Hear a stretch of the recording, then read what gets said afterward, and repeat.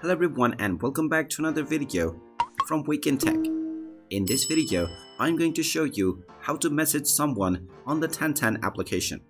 So let's get started right away. First of all, open up the Tantan application on your device, and once it is opened up, if you haven't logged into your account already, you will be asked to use your phone number or your Facebook account to continue logging in. After logging into your account, you will be taken into the home page from which you can directly start matching with various users. Now, in order to message with someone, you will need to match with them first. So go ahead and look at the various profiles that are shown to you and swipe right if you want to match with them.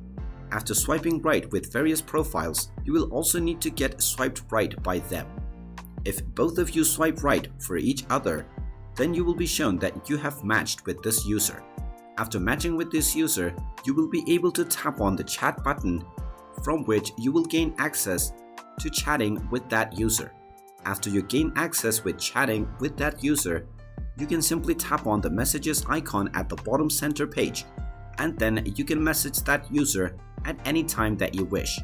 You can also tap on the me icon at the bottom right corner and see who likes you from the more services option to swipe right with that user to be able to message with that user. And there you have it. That is how you can message with a user on the Tantan dating application.